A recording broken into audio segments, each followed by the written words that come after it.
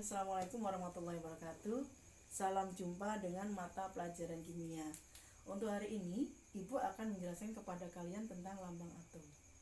Nah, kenapa kita perlu belajar tentang lambang atom? Mengingat di sini pada kondisi di alam sebenarnya semua atom atau suatu unsur di alam itu memiliki yang namanya lambang atom yang berbeda-beda. Makanya kita perlu belajar dan mengetahui. Nah, caranya bagaimana? Nah, sebenarnya nilai daripada nomor atom dan nomor massa dalam suatu atom dari suatu unsur itu bisa dilihat pada sistem periodik ya. Pada sistem periodik di situ pasti ada nilai angka. Nah, angka yang besar itu berarti menunjukkan yang namanya nomor massa. Sementara angka yang kecil itu menunjukkan nomor atom. Nah, untuk posisinya ya, itu biasanya bisa berubah-ubah. Ada yang di samping kanan kiri, ada yang atas bawah. Nah, pokoknya intinya ketika di situ nilainya besar, berarti itu disebut sebagai nomor massa. Sementara kalau nilainya itu kecil, berarti disebut sebagai nomor atom. Nah, sekarang Ibu mau menjelaskan bagaimana sih cara menentukannya. Nah, di sini karena lambang suatu atom itu menunjukkan adanya proton, elektron, dan neutron yang ada kaitannya dengan nomor massa dan nomor atom. Nah, di sini perlu Ibu jelaskan sesuai teoritis bahwa sebenarnya atom itu adalah merupakan bagian terkecil dari suatu partikel yang tidak dapat dibagi-bagi secara sederhana. Nah, secara perkembangan atom itu ternyata terdiri atas inti atom dan elektron. Di mana inti atom di sini terdiri dari proton dan neutron.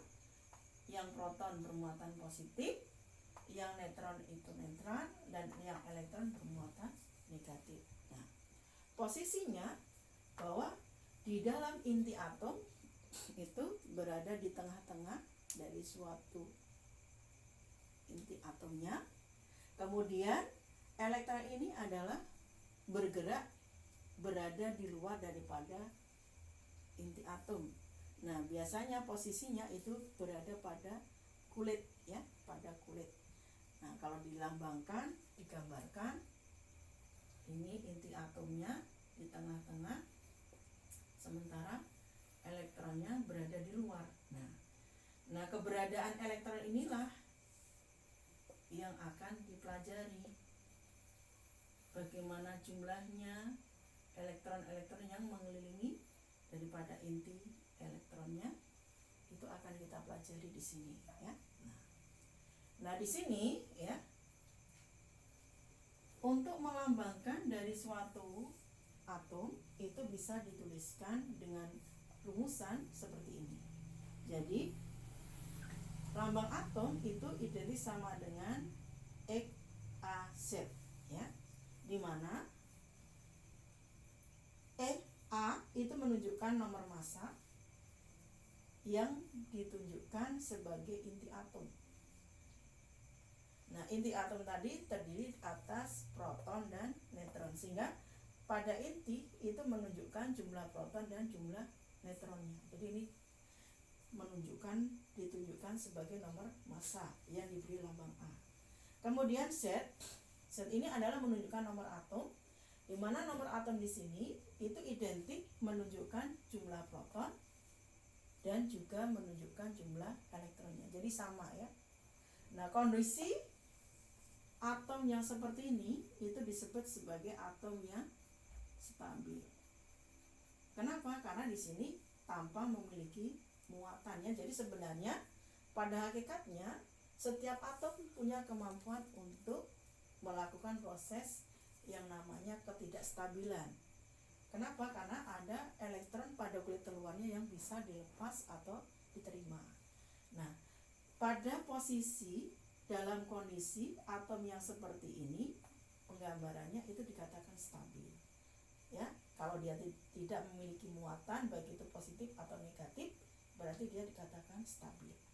Nah, di sini ketika ingin menentukan ya, bagaimana sih jumlah proton, elektron dan neutronnya, bisa saya contohkan. Misalnya di sini ada yaitu suatu atom natrium dilambangkan dengan Na ya. Di sini dalam sistem periodik ya, ini saya buat pembulatan ya. Kalau nomor massa biasanya dia memiliki nilai yang lebih besar dari angka yang saya tulis di sini ya. Misalkan Na, nomor atomnya di sini 11 dengan nomor massanya adalah 23 sebagai pembulatannya. Nah, di sini natrium dengan nomor atom 11, nomor massa 23, berarti 11 atau angka 11 ini adalah identik menunjukkan dari nilai Z. Sementara angka 23 ini adalah menunjukkan nilai daripada A.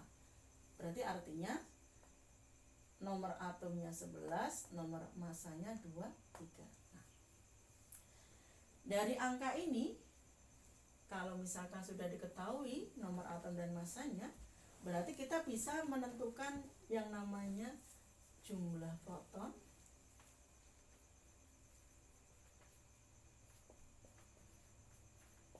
jumlah elektron, dan juga jumlah neutron. Ya. Jumlah proton, jumlah elektron, dan neutron. Untuk jumlah protonnya di sini identik nilainya sama dengan Z karena kondisinya normal ya.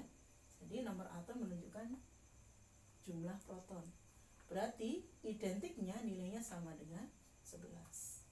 Kemudian untuk elektronnya, karena di sini juga sama dengan Z, berarti juga 11. Kemudian jumlah neutronnya itu berarti identik sama dengan A dikurangi Z. Kenapa? Perhatikan di sini pada A itu menunjukkan jumlah proton dan jumlah neutron.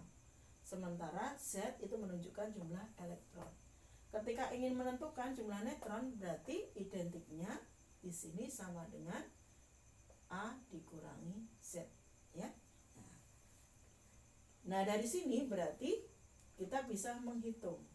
Karena A-nya di sini sama dengan 23, sementara Z-nya sama dengan 11, berarti nilai jumlah neutronnya di sini untuk natrium itu sama dengan 12. Ini untuk contoh unsur natrium dengan nomor atom 11 dan nomor massa 23. Nah, kemudian berbeda untuk yang Cl ya. Nah, Cl ini nomor atom dan nomor massanya berbeda dengan natrium. Kalau klorin itu identik nomor massanya dan nomor atomnya di sini. Nomor atomnya 17, nomor massanya adalah 35. Nah, klorin di sini karena bisa ditentukan nilai Z-nya 17, A-nya itu 35, berarti ketika ingin ditentukan jumlah dari proton berarti identik nilainya sama dengan 17 karena sama dengan Z ya. Kemudian jumlah daripada elektronnya itu juga sama dengan Z-nya yaitu 17. Kemudian jumlah daripada neutron itu sama dengan A dikurangi Z sama dengan 17 35 dikurangi 17 yaitu sama dengan 18. Jadi ini cara menentukan lambang atom dan menentukan nomor massa, nomor atom, jumlah proton, jumlah elektron, dan jumlah neutron. Ingat, ini adalah untuk unsur yang stabil. Apakah ada unsur yang tidak stabil? Ada ya. Jadi unsur yang tidak stabil itu biasanya cirinya dia punya muatan positif atau negatif, atau yang disebut sebagai ion ya. Nah, ion ini adalah partikel yang bermuatan listrik. Nah, biasanya setiap atom itu memiliki lambang yang berbeda-beda ionnya ya. Muatan positif negatifnya berbeda-beda. Nah, itu bergantung elektron terluarnya, kecenderungannya dia melepas atau menerima. Nah, saya contohkan misalkan di sini ya. Saya contohkan pada atom misalkan Na, karena di sini punya elektron terluar itu 1, dia punya kecenderungan muatannya positif ya. Artinya dia punya kemampuan untuk melepas. Jadi tanda positif di sini itu artinya adalah kemampuan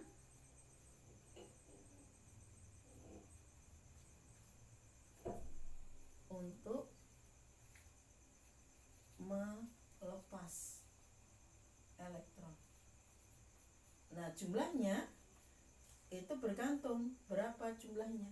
Kalau di sini positifnya ada 1, berarti artinya kemampuan untuk melepas elektronnya ada 1.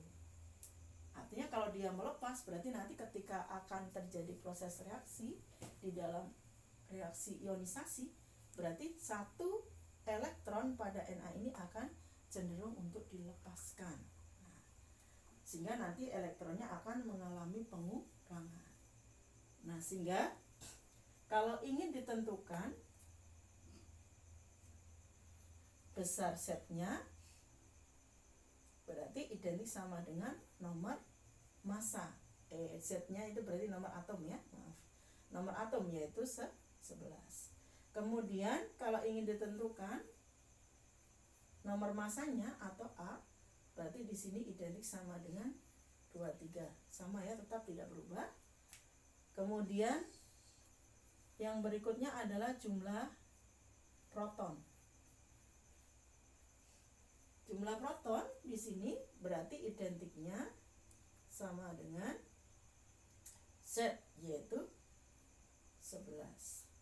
Nah, yang berbeda baru pada jumlah elektron. Jadi perlu diingat, yang berubah adalah elektronnya ya. Ingat, kalau tadi tandanya positif, artinya dilepas, berarti elektronnya berkurang. Sehingga nilainya sama dengan 11 dikurang berapa yang dilepas? 1. Berarti di sini dikurangi 1. Nilainya sama dengan 10. Kemudian untuk jumlah neutronnya, untuk jumlah neutron itu identik sama dengan A dikurangi Z, identik sama dengan 23 dikurangi 11 sama dengan 12. Jadi tetap yang berubah hanya elektronnya ya, diperhatikan. Nah, kemudian bagaimana contoh yang lainnya?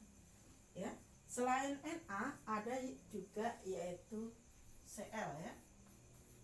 Misalkan di sini Cl tadi nomor atomnya 17, nomor masanya 35, kecenderungannya itu dia memiliki muatan negatif 1. Nah, tanda negatif ini artinya adalah kemampuannya untuk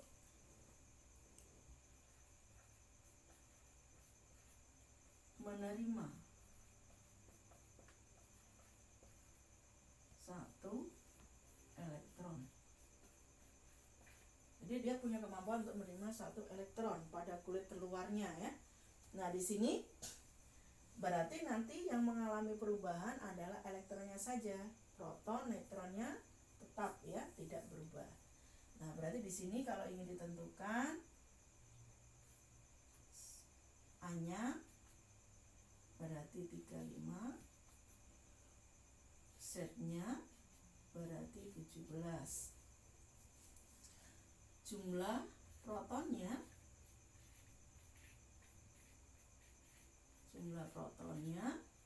berarti identik sama dengan Z, yaitu 17 nomor atom ya. Kemudian jumlah elektronnya, ayo diperhatikan jangan sampai salah ya. Jadi jumlah elektronnya ini akan berubah, yaitu sebesar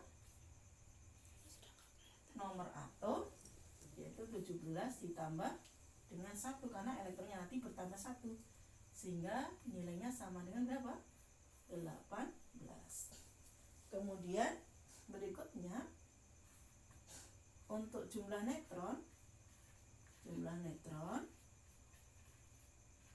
itu identik nilainya sama dengan A kurang Z, yaitu 35 dikurangi 17 sama dengan 18. Mungkin dari penjelasan Ibu saya cukup saja, dan semoga dari apa yang Ibu sampaikan ini bisa menambah wawasan pada kalian tentang lambang atom dan apa makna-makna yang terdapat pada lambang atom yang terdapat pada sistem periodik. Nah, biasanya lambang ini ya disebut sebagai nuklida. Ya, ini adalah nuklida ya. Nuklida. Nah, jadi pada hakikatnya di alam setiap satu unsur bisa memiliki nuklida lebih dari satu. Ya, bisa memiliki nuklida lebih dari satu. Nah, mungkin itu saja yang bisa Ibu sampaikan. Terima kasih. Wassalamualaikum warahmatullahi wabarakatuh.